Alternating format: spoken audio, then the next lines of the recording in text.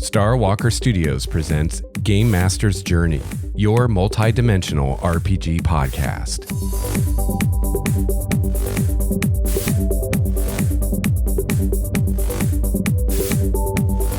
Hello, fellow gamer. Welcome to episode 128 of Game Master's Journey, your multi-dimensional RPG podcast. I'm Lex Starwalker, and on this show, we discuss the craft and art of game mastering. Not only do I pass along any wisdom I've gained over 25 plus years of running RPGs, I also share wisdom from guest GMs and listener GMs like you. Today, I'll be answering listener questions about my homebrew world, Primordia. Now, before we get into the world building discussion today, I wanted to remind you that I'm soliciting feedback on a couple topics that I want to cover in future episodes. The first topic is gaming in between sessions. What are some strategies that you've used to keep player interest and keep the players engaged in between your gaming sessions, whether you're playing online or in person?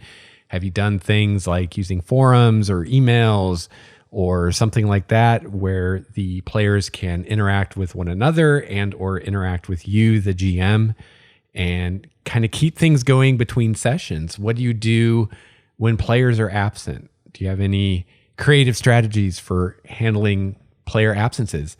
And the other topic that I'm looking for feedback on is, how do you handle when you've given out too much loot to your player characters? How do you deal with that as a GM?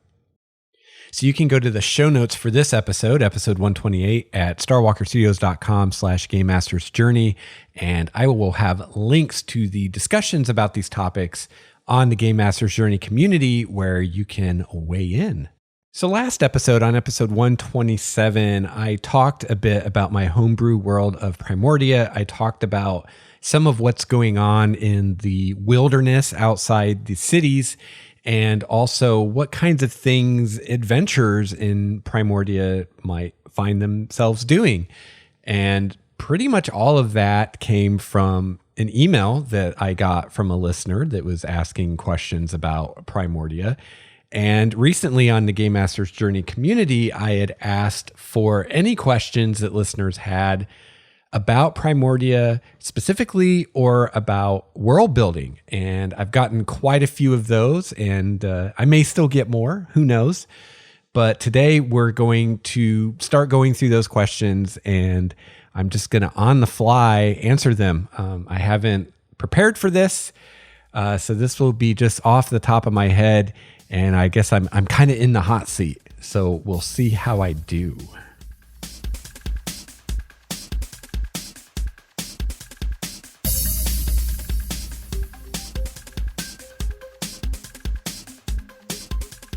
I want to thank everyone who submitted questions for today's topic, and I think there's a good chance that we won't get through them all today.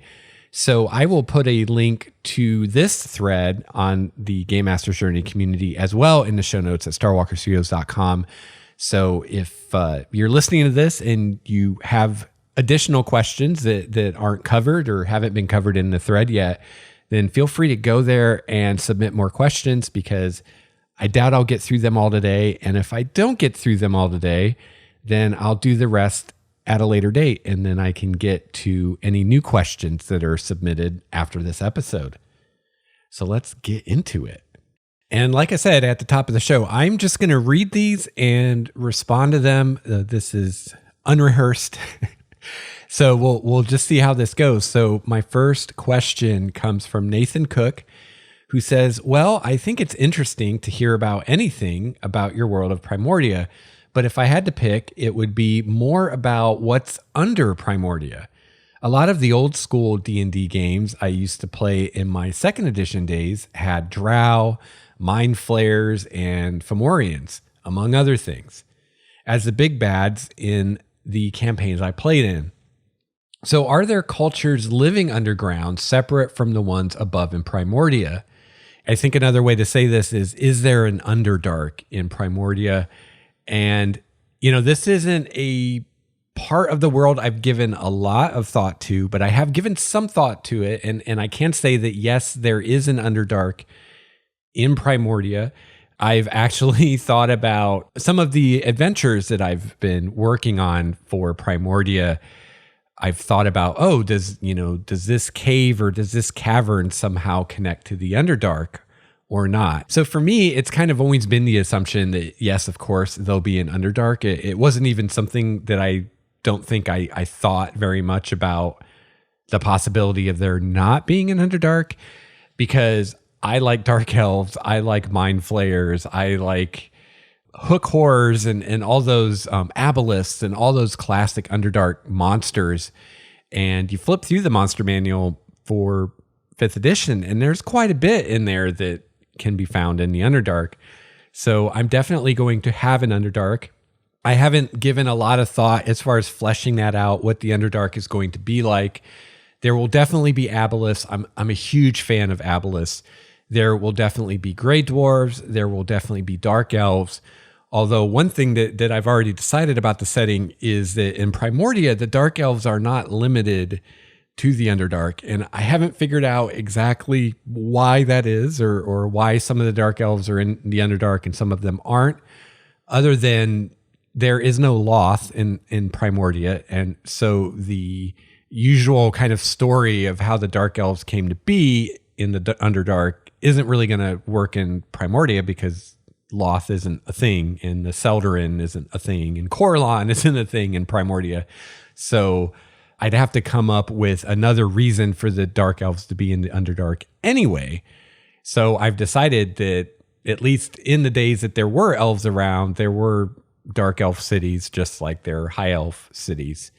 So don't know if any of those are still around or what's going on with the dark elves. There are definitely some that are in the Underdark, but they're not all necessarily in the Underdark.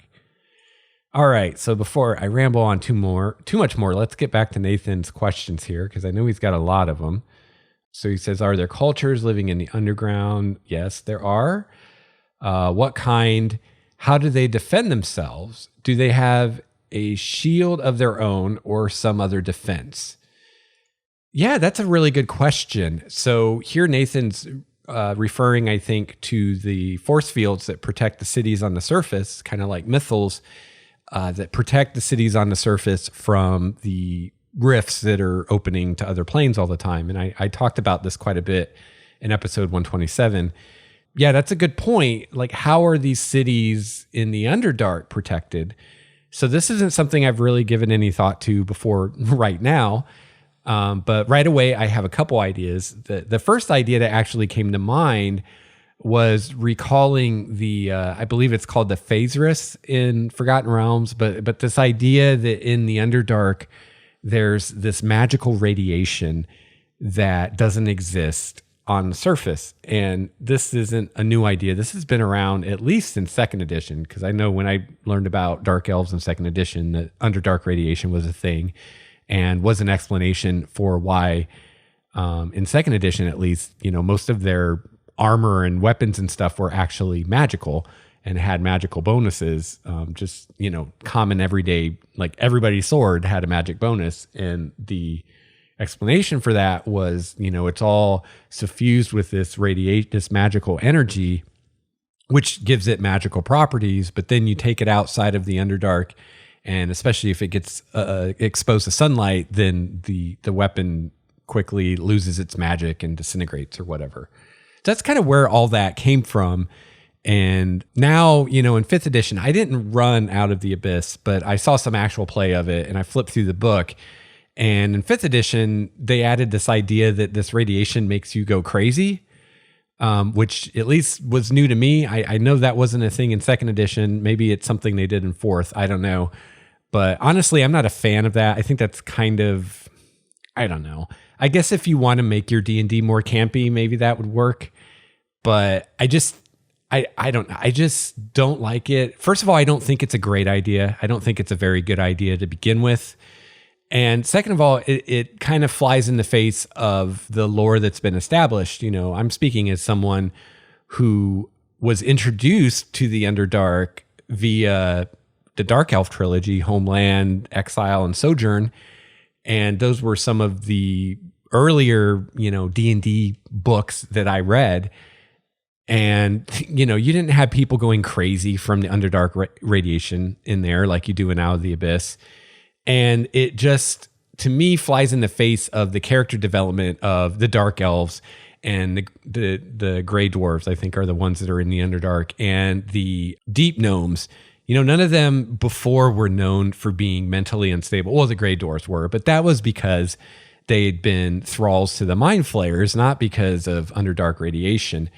So to me, this is just another example of what's wrong with Forgotten Realms and what's wrong with how Wizards of the Coast treats the property of Forgotten Realms and other things in D&D, where they will just on a whim, it seems like, change something, like saying, oh, now the Underdark has this radiation that makes you go crazy, even though it was never that way before.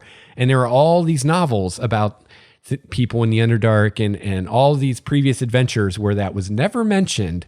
But now, for no good apparent reason, they're going to change it just to do something new for 5th edition. And now we have to retcon all this crap from before, or we have to come up with some really contrived reason why now it makes people crazy and it didn't before.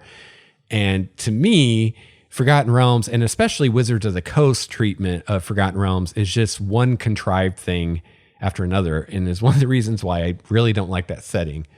So my first idea to answer Nathan's question here is, well, maybe this Underdark radiation actually prevents these rifts from opening, so you just don't have rifts opening in the Underdark anyway. So there's no need for mythals or magical force fields or anything to protect the cities because the rifts aren't happening there.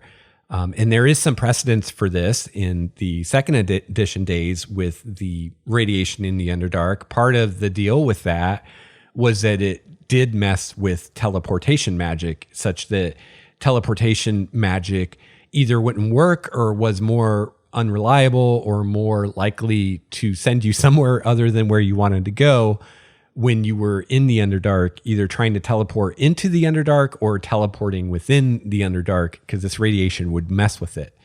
So I don't think it would be much of a stretch at all to say that that radiation actually prevents these rifts from opening, and it's not a problem in the Underdark. But then I kind of wonder, well, if that became known, maybe people would start building more cities in the Underdark to get away from the rifts, and maybe that'll be a thing. That could be an interesting development in the setting. So that was one idea. The other idea is that, there are dark elves in the Underdark. So at the very least, these dark elves, the old dark elf cities, could have these mythals around them. So that's a way I could go as well. So I could say that the rifts do open in the Underdark and the dark elf cities are protected, just like the ancient elven cities on the surface are. Or I could go the route of saying that the radiation in the Underdark prevents the rifts from opening, or they don't open as often, so it's not as big of a deal. So what do you think? Which of those ideas do you like better? I'm not sure. I'll have to think about it some more to even know my opinion on it. But yeah, that was a great question.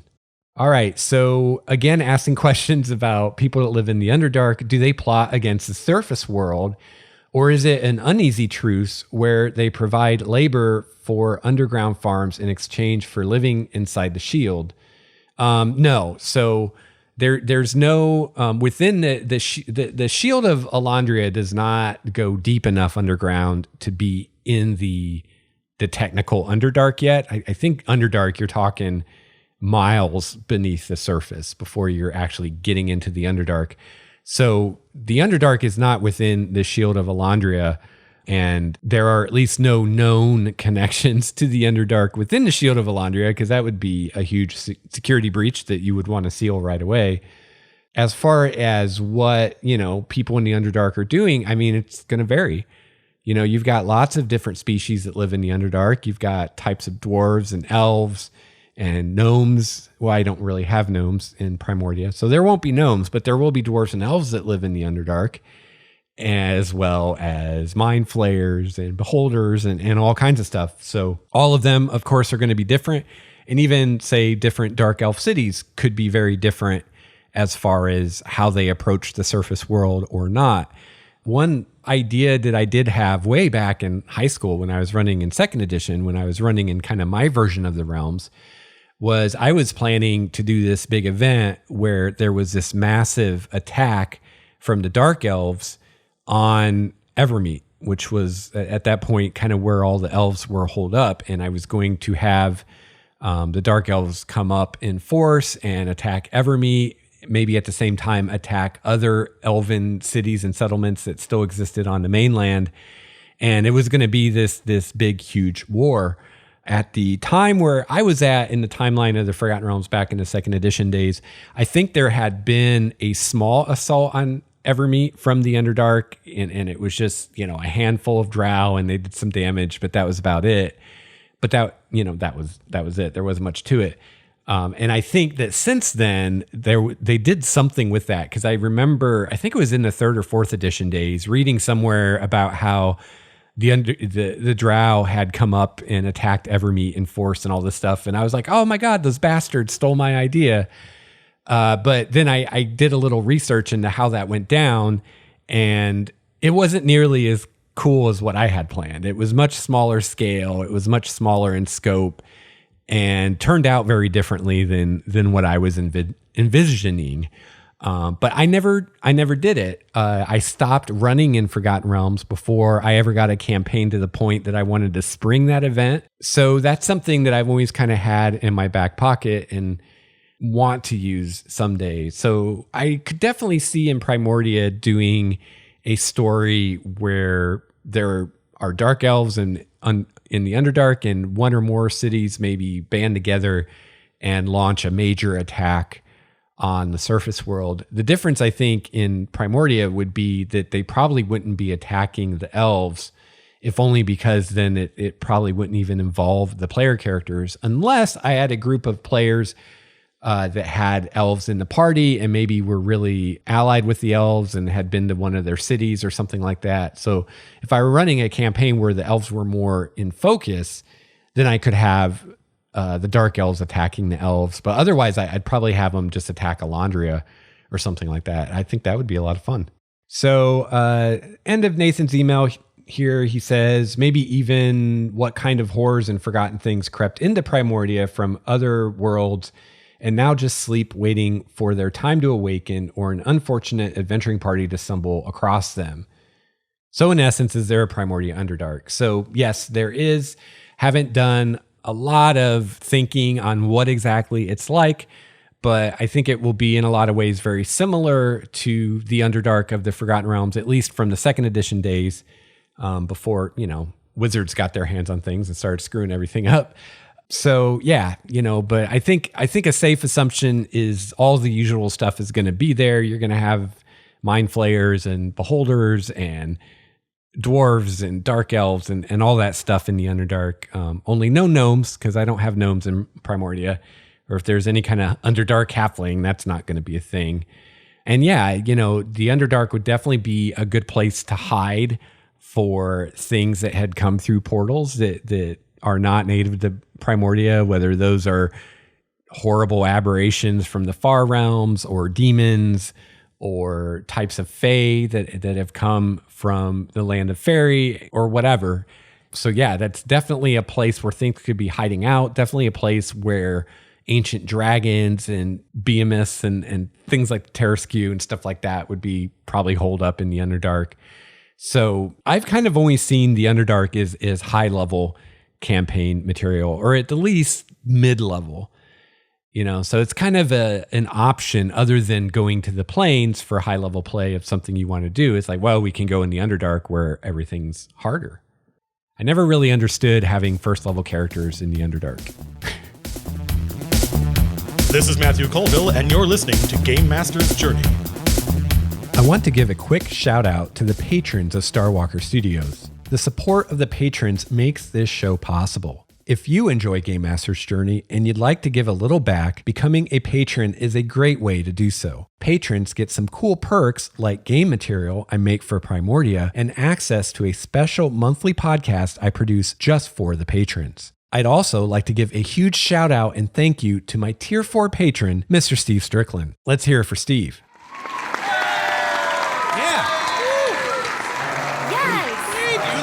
You the man. Thank you so much, Steve, and thank you to all the patrons. You can find out more about becoming a patron by clicking on the Patreon button at the top of the show notes at starwalkerstudios.com.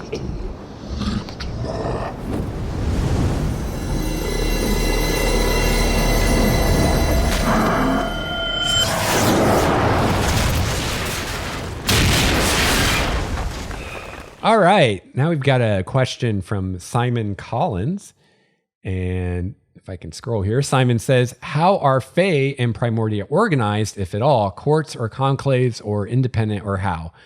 This isn't something I've given a lot of thought to either, but right now I'm assuming that I'm going to do the traditional Seelie and Unseelie courts of the Fae. And, I'm doing away with alignment in Primordia anyway, which I discussed in the last episode. So, I'm not going to have to worry about that. And I'll be using a more kind of traditional Seelie versus Unseelie. It's not good versus evil. It's more their outlook and things like that. And when it comes to the Fae in Primordia, I've got a lot of design space there because we've got something like 8 or 9 Fae creatures in the monster manual for D&D. There are quite a few Fae creatures in the Tome of Beasts, but they're very kind of hit or miss for me. Some of them are really cool, especially some of the Fae Lords are pretty cool. But some of them are just kind of, I don't know, like I feel like I could have come up with something as good, if not better myself, let's do an ice fairy. I don't know. I don't know if that's an actual thing in the Tome of Beasts or not, but they have a lot of Fae that's just like, oh, this is an ice fairy, or this is a river fairy, or whatever. And it's pretty obvious stuff. Like I think any of us could come up with an ice Fae, and give them some ice powers or whatever.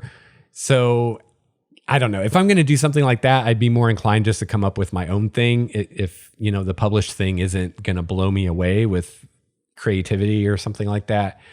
So Fae are going to be a big part of Primordia. And, when I get to where I'm just like creating monsters and stuff, I'm going to be coming up with a lot of Fae.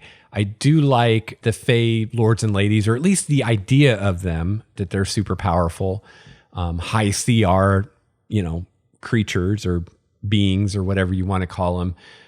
But I think for my land of fairy, I'm not using Feywild just because I think it's a dumb term. I'm going to call it fairy. I'm going to pull very strongly from Changeling to Dreaming because that is one of my favorite games of all time. Probably after D&D would be Changeling to Dreaming. And so we'll be pulling on their ideas of the Seelie and the Unseelie, which, that came from a lot of various mythologies, and having kind of like the more commoner fairies and then the noble fairies. And the noble fairies will be like crazy powerful, and my fairies will be very alien because I see them as a very alien beings. Like they don't think like humans do, and they don't follow our ideas of morality or, good and evil, crap like that. Like it doesn't apply to them. They're so different. So I'm going to have a lot of fun with the Fae. I ultimately will probably have some kind of Fae race other than elves and dwarves. Actually, dwarves and Primordia are descended from the Fae as well. But yeah, that's all stuff in the future. But the Fae, I could just take months and just work on nothing but the Fae because I want them to be a big deal in the world. And, my idea is the Fae are like the nature spirits of Primordia. So just about anywhere you go in the wilds, there are going to be Fae, and probably a lot of them and lots of different types. And they're not going to be good. They're not going to be evil. They're going to be alien. So interacting with them peaceably will be challenging, but not impossible. DM Nell tossed in a question. He says, are you using the D&D Demon Lords, Archdukes of the Nine Hells, and other D&D NPCs, or coming up with your own? So that's a good question. I'm not sure exactly what DM Nell means here precisely. If DM Nell is asking if I'm going to use Demon Lords and the Dukes of the Nine Hells and things like that as concepts, then yes, absolutely. There will be Demon Lords. There will be Archdevils and Dukes and all that stuff.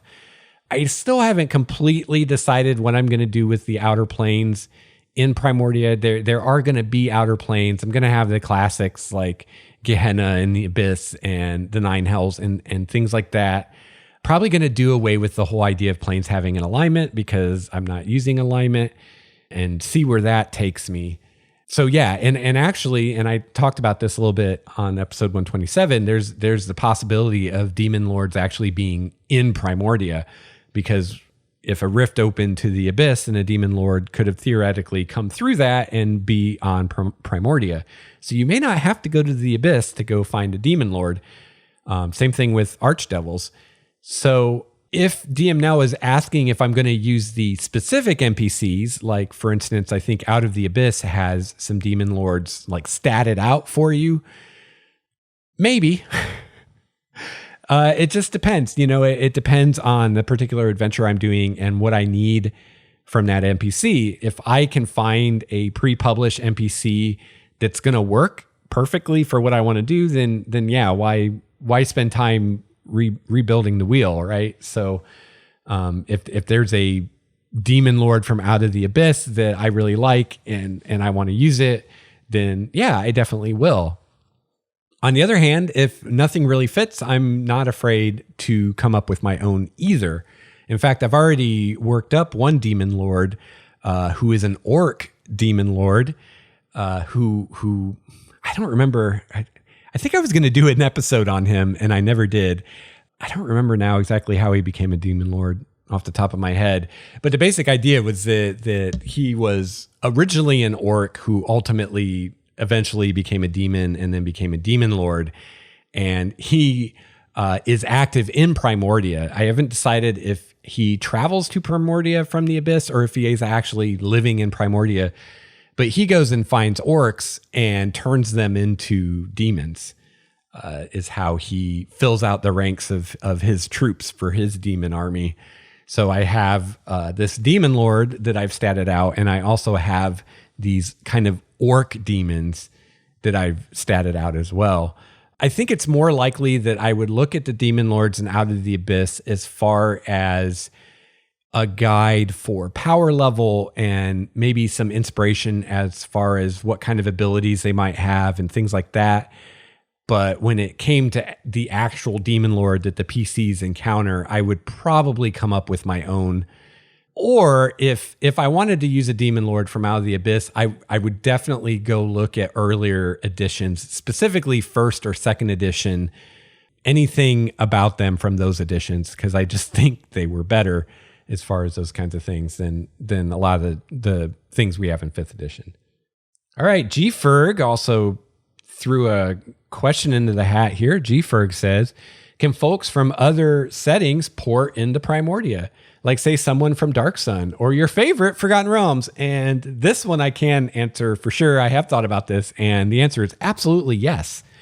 In fact, that's one of the things I love about Primordia is because there are these rifts opening all the time, I can put anything into Primordia that I want to. And I don't have to work very hard to come up with an explanation for how or why it's there, because I can just say it came through a rift. It got sucked in through a rift. So this includes using monsters from other settings. So for instance, I keep bringing up Tome of Beasts.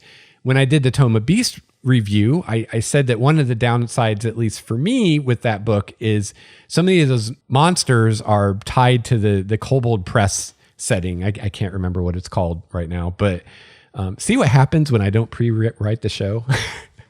But so many of the monsters in Tome of Beasts are from that setting and are very kind of steeped in that setting, which has a very different cosmology and religion and everything else than your normal D&D setting. So they don't work super well in the Forgotten Realms or something like that. But the nice thing is, in Primordia, if I wanted to use a monster from the Tome of Beasts, even if it was is it Midgard? Is that the name of their set? I can't remember. But even if it is something that's very steeped in their setting, wouldn't really make sense in Primordia, I could still use it for an encounter or something if I wanted to. And the fact that it doesn't really fit the world would actually work because it's alien. It's not supposed to fit the world.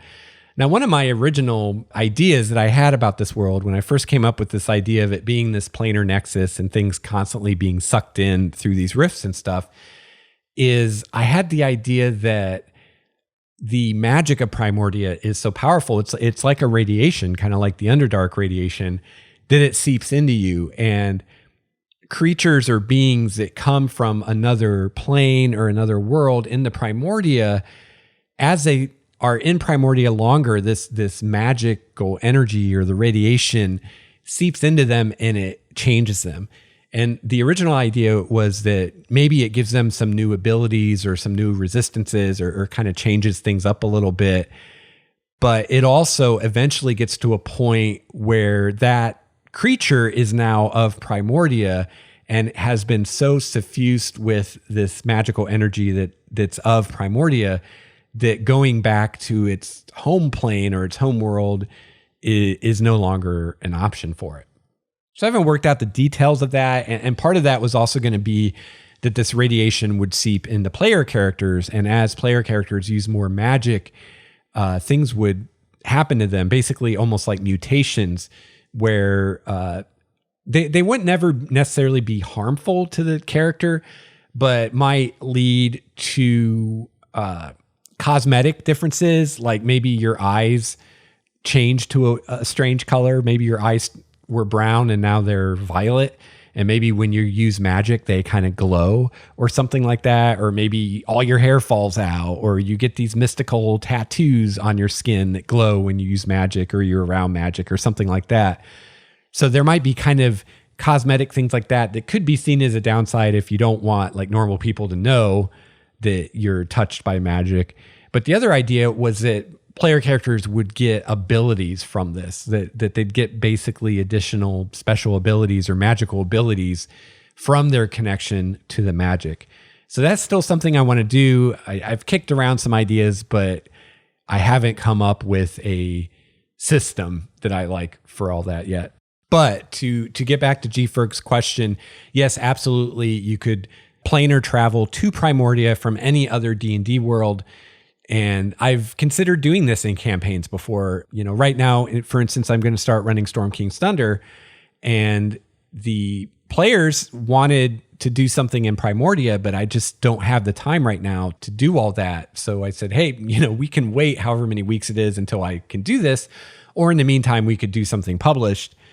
And so we're doing Storm King's Thunder. But if the time comes that I have time to homebrew a campaign, and if the players are like, yeah, we'd much rather play in Primordia, but we kind of like our characters, then I could just have their characters get transported into Primordia. And I would totally do that.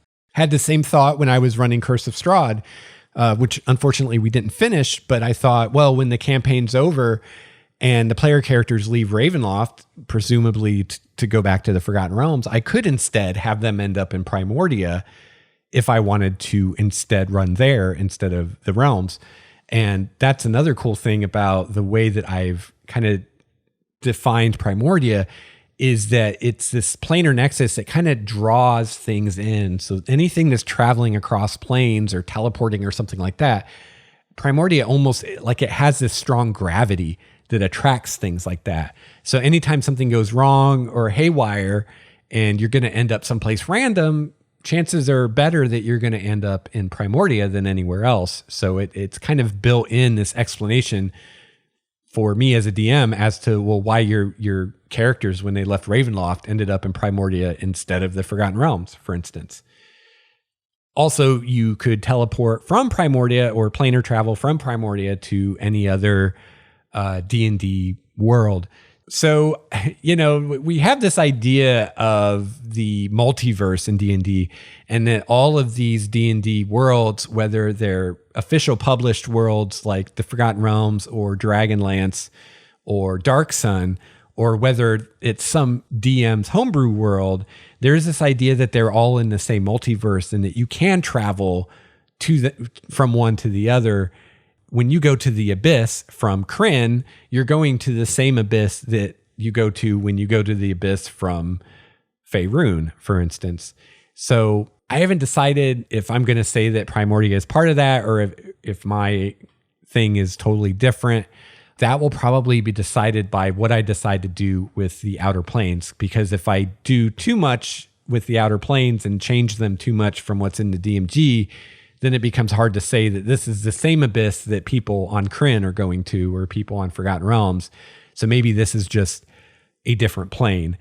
And I think what I might do in that situation, if I really was changing things up with the planes a lot, is I might just create my own planes. And instead of saying, this is the Abyss, but I've made all these changes, why not just make it a totally different plane of my own creation and not say it's the Abyss at all? So if I went that route, then it could all be part of the same multiverse. But that's a bridge I'll cross when I come to it, and probably won't ever have to even worry about that too much until I have player characters that are 17th level or higher or something. So yes, you can easily bring characters from any other world you want into Primordia. But I do have this idea that Primordia is kind of separated from other worlds, at least insofar as no other deities have any power in Primordia. So there is that. So in that way, it's kind of isolated, but I don't think that means that you can't travel there from somewhere else. And you know, that's one of the core concepts of Primordia, is that it gets a lot of travelers from other worlds. So, you know, if I was running a campaign in Primordia, you know, I might throw in an NPC from Athos or from Kryn or from Faerun, just because, you know, all the player characters are going to know is this person comes from some faraway, strange place, but the players will know, oh, this guy was a Knight of Solamnia in Kryn. That's kind of cool, you know? So I could do things like that, and I probably would, just for shits and giggles.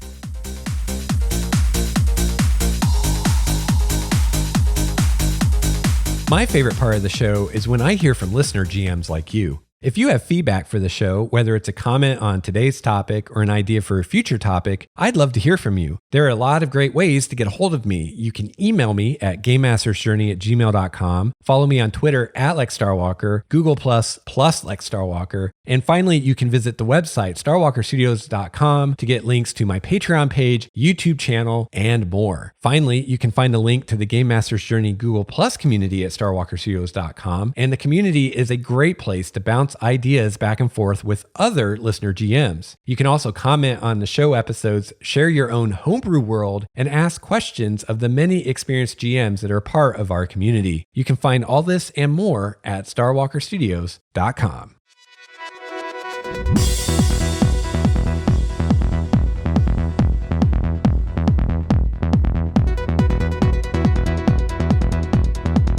Andrew McLaren also submitted some questions, and he wants to talk about the retreat.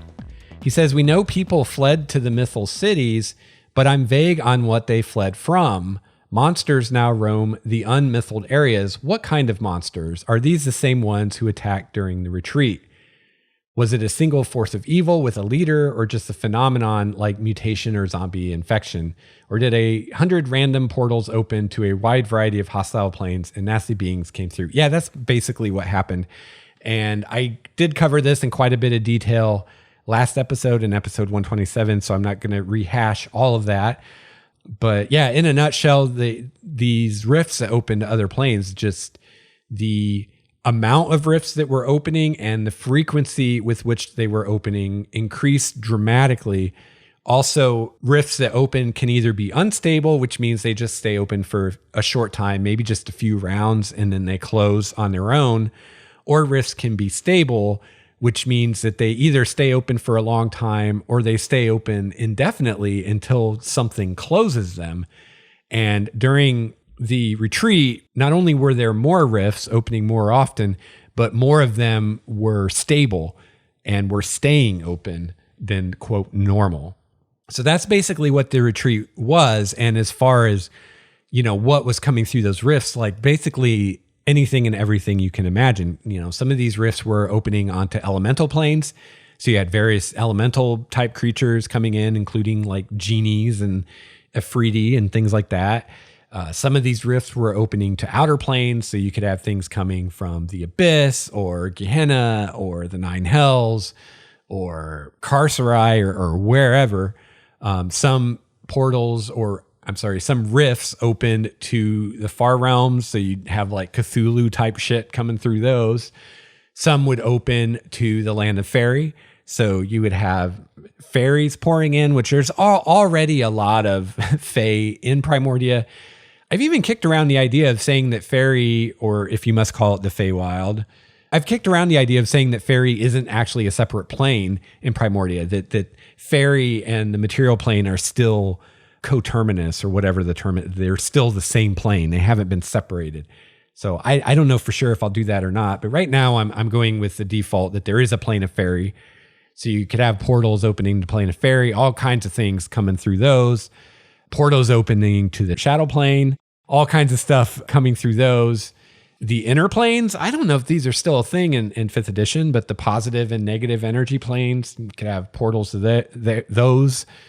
So basically, close your eyes, open a monster manual to a random page and point a finger, and that thing could have come through a portal. Plus, you could have portals to other prime material planes. So you could add portals to the Forgotten Realms, or portals to Krynn, or portals to Dark Sun, and things coming through those. So, the basic idea is that's what was going on, is you had all this stuff coming through, and also things like bigger things. Like, for instance, a rift opens to the abyss. You don't just have mains and closets and crap coming out, but you've got Baylors and even demon lords coming through these rifts and staying here. So stuff like that. Really anything you can think of. And a lot of that stuff is still out there. So basically kind of what ended this calamity, well, there's a couple things. First, the gods did something that corrected whatever was going on that was leading to so many more portals opening. Nobody really knows what they did. Most people believe that they did something. And so now, or I keep saying portals, I'm sorry, I mean rifts. And so now, rifts still open to other planes, but not to the crazy extent that they were during the time of the retreat. It's more, the normal rate now. So that was one thing that happened. And then the other thing that happened was that the guild hunted down a lot of the really nasty stuff that came out and dealt with it. But of course, they couldn't deal with everything. Especially, remember, Primordia is huge. So you had rifts and stuff opening on, far away on the world that, were far from any city where the guild has a presence. And that stuff was largely unchecked. So the DM only knows what's all out there, but anything that you can imagine could be out there, and probably is out there somewhere. All right, we got another question from G-Ferg. G-Ferg says, we know cities survived the retreat, or at least some cities, but have any other select locations survived? Like perhaps some hidden or secret locations, or maybe some fancy wizard's tower or other places of power. Yes, absolutely, absolutely.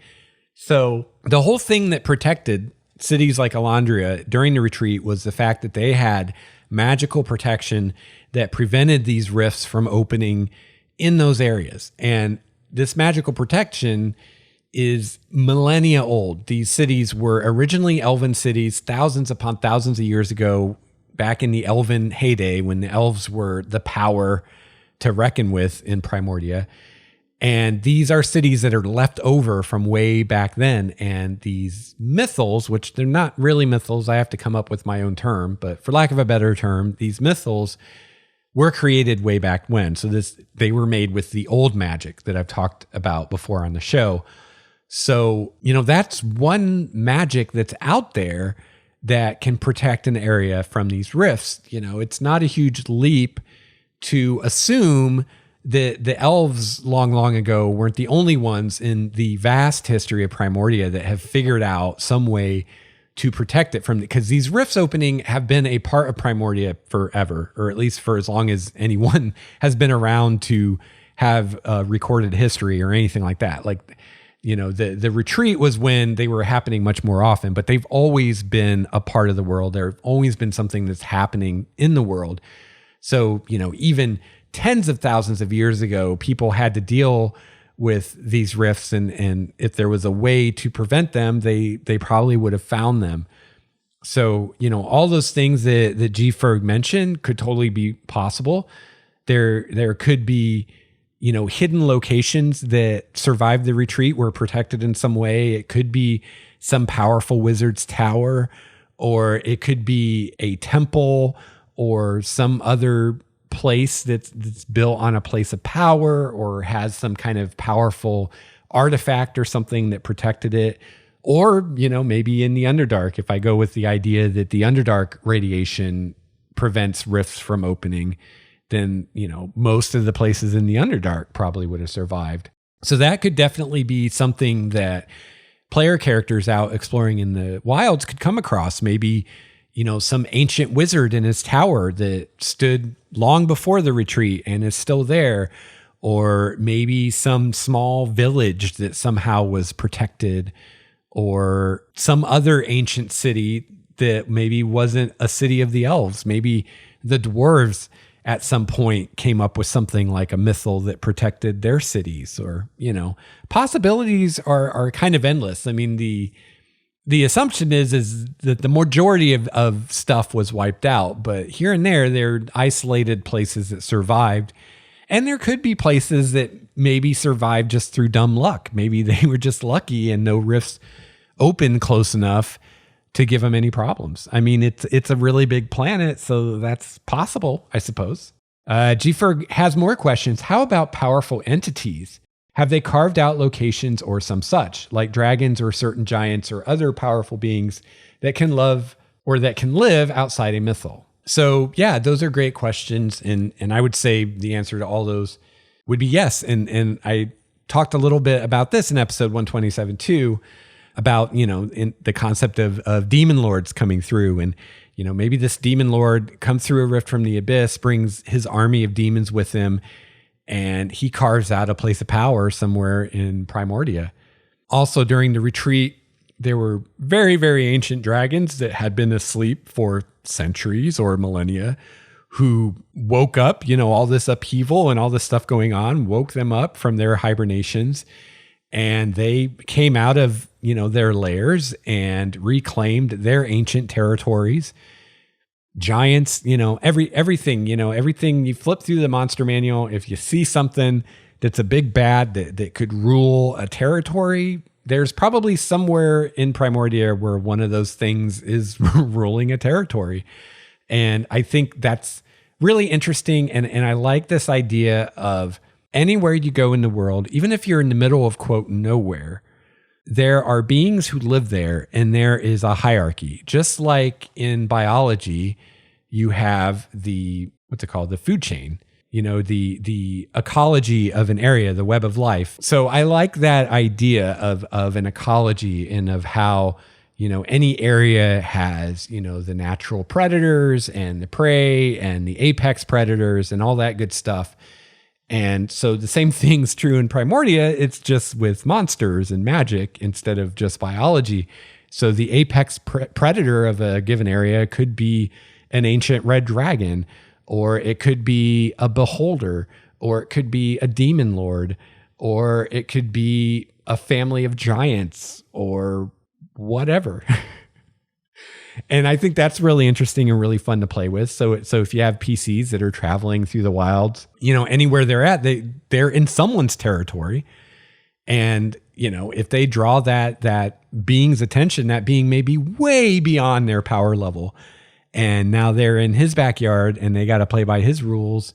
And maybe he's just going to kill him outright and players learned a hard lesson, or maybe he's going to demand tribute and they have to give him money or magic items, or maybe he's going to have services he wants them to perform, which is probably the route I'd go. Is you basically have to do quests for this guy, and ideally quests that you don't want to do, maybe even go against your morality or whatever. But it's like, well, I either do this thing or this guy eats me. What am I going to do? And those are the kind of fun dilemmas that can be really entertaining to give players at the table. So I think that's really interesting. I also think what's really interesting is the clashes between these territories. So say, you've got this mountain valley that's ruled by this ancient red dragon, and on the other side of the mountain is another valley, and maybe that valley is ruled by another dragon, or maybe it's ruled by a demon lord or something. And one or both of those guys wants to extend their territory. And now, you've got this basically war going on between these two powerful entities and all their minions. And that'd be a great thing for the PCs to find themselves in the middle of, I think.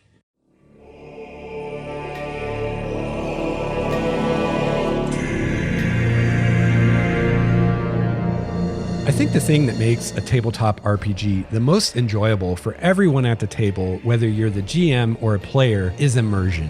The more immersed everybody at the table can be in the story and the drama that's unfolding, the more fun that everybody is going to have. And one great way to increase immersion in your games is to have great audio. Having the right audio in the background can really enhance the experience for you and your players. If you're looking for great tabletop audio for your RPG, check out battlebards.com. They have everything from monster sounds and languages to spell effects to music. Original, beautiful music that you can have playing in the background while your player character seduces the love of his life or while your party fights giants or goblins.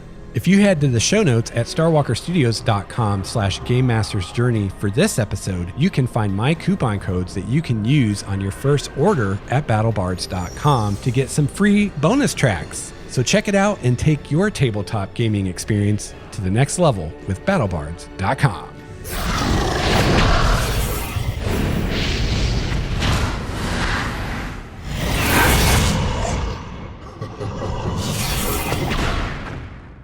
All right, I have another question from G-Ferg. I'm just doing these in the order I got them, and G-Ferg had a lot of questions, which is fine. So G-Ferg says, are you going to tie your old magic to the rifts? Like, did one cause the other or some such, and get something like a meta plot? That's interesting. Maybe?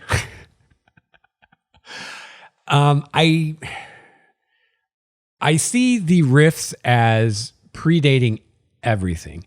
So even before, the first dragon came to the world and started using magic, or whoever the first people that used magic were, it's probably the Fae, actually. Even before that, there were the rifts. So it's not going to be a thing of the old magic somehow created the rifts, or, they came about because of some magical experiment that went wrong or something like that. Or at least that's not the way I'm thinking right now. I'm thinking more the rifts are just part of Primordia. They're just a natural part of the world. And why that is a question that I may or may not answer, or that player characters may or may not figure out sometime in the future. But whether or not there's any kind of a connection, I think that at least in some ways there are. For instance, we know that for lack of a better term, mythals that protect cities like Alondria that were built by elves long, long, long ago use the old magic. Or at least, I'm not sure if elves used the old magic back then or not. I haven't totally worked out exactly what the old magic was and when that was going on and who used it or not. So it could be that the elves practiced the old magic and somehow forgot how to use it, which that's the problem with that, is like elves live so long. How would they ever forget how to use the old magic? And magic is so much a part of what an elf is. Another idea I had was tying the old magic to fairy and saying that that's why the elves no longer do the old magic, because they're no longer truly fae. If you look at elves in the player's handbook or in the monster manual, even though they're descended from the fae, their subtype their type is humanoid. It's not fae. So they're not fae anymore. They're like fae bastards, kind of, which kind of makes it interesting that they're so prejudiced against half-elves, when elves in a way are kind of bastardized when you think about it from the Fae. But so that's one idea I've kicked around, is maybe the old magic is tied to fairy, and the elves, when they were still Fae nobles or she or whatever you want to call them, they used the old magic. But when they became elves by, living in the material world, their magic got diluted to the point that they couldn't use the old fairy magic anymore. So that's one idea I've had for kind of the origin and what the old magic is. But then, it's like, well, then are fairies still using old magic? Which would be interesting. That would make my fairy nobles really scary if they're still using the old magic, which, among other things, would probably be able to overcome like anti-magic fields and dead magic zones, and like it would be immune to things like that. So that'd be pretty scary. So I don't know, but I think that there is a connection between the rifts and the old magic, if only because the old magic was able to create these mythals that are able to keep the rifts out. So you know what I mean? So there is a connection, if only because the old magic could manipulate space-time, for lack of a better term, in a way that the new magic can't. And that's how they're able to protect the cities from the rifts opening when, there's no other really way to do so. The other possibility is that the portals that the guild are able to build now are also somehow connected to the old magic. And it could be something that maybe the elves of old made portals too, and the guild found one and were able to kind of reverse engineer it. Or it could be something where the guild created the portals themselves using some kind of principles of the old magic that they've been able to kind of piece together but don't completely understand.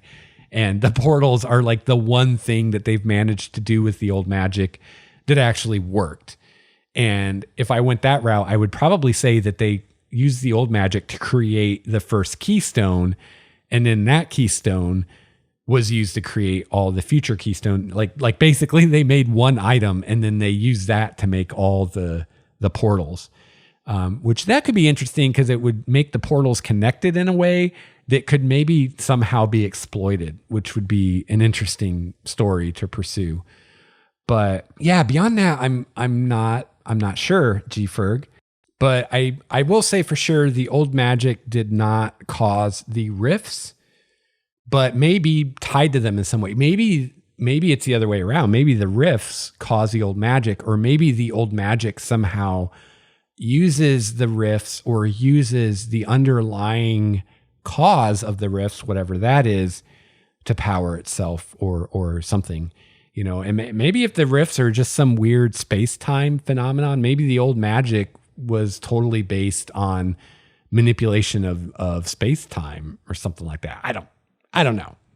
All right, we've got another question from DM Now who says, do you have a custom cosmology in mind, or do you plan to use the standard Great Wheel model? That's a great question too.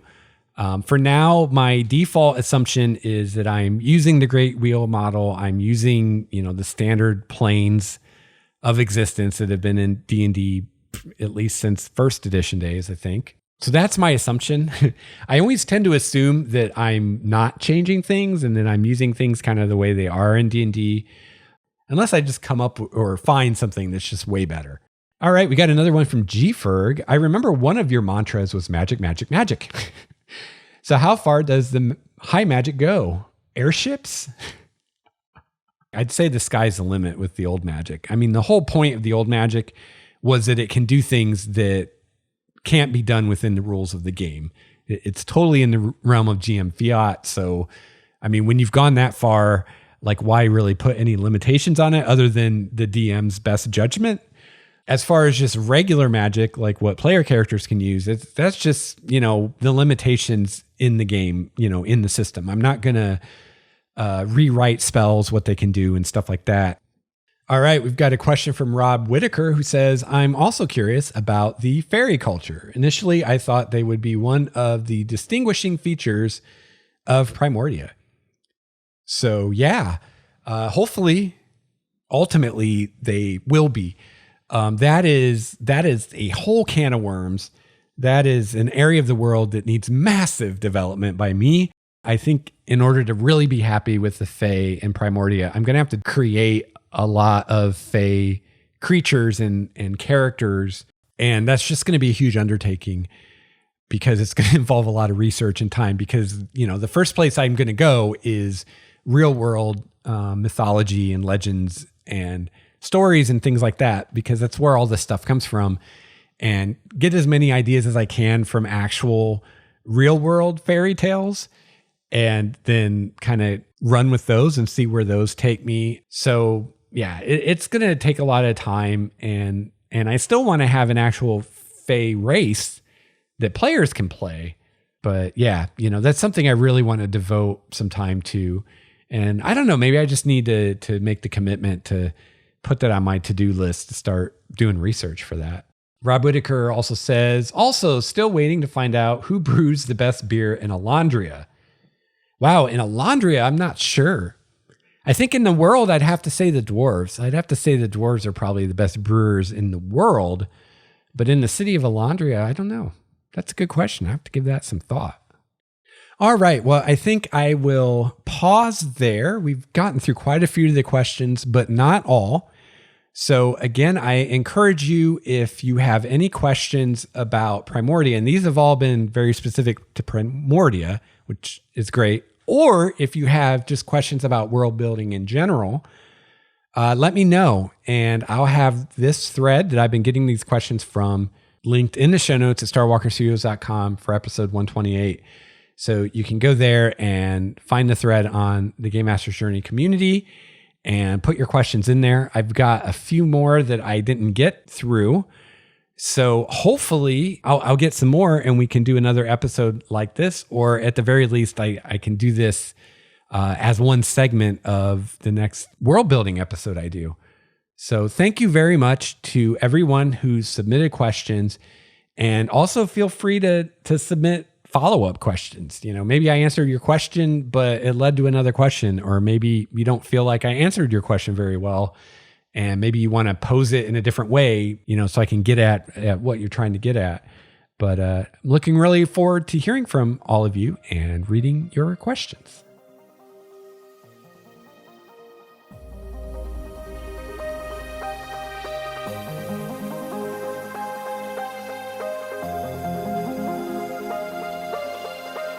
Well, this is going to wrap up episode 128 of Game Master's Journey. Thank you so much for tuning in today and coming along with me on my journey as a game master. And, it's funny. I say at the beginning of the show, I've been running RPGs for over 25 years. And it's only recently that I've started seriously building my own world for D&D, which I started with D&D. So I've been running D&D for over 25 years. And, when I first started, I ran in Forgotten Realms. I ran in Dragonlance and Kryn for maybe, the first year I DM'd. Might not have even been that long. And then I moved to Forgotten Realms and I kind of did my own version of the realms for years. In fact, all the way through 3rd edition. And even beginning in 5th edition. And it was only about a year ago now, less than a year ago, actually. The beginning of this year of 2016, I believe, was when, maybe it was a year before that. The years kind of start flying by.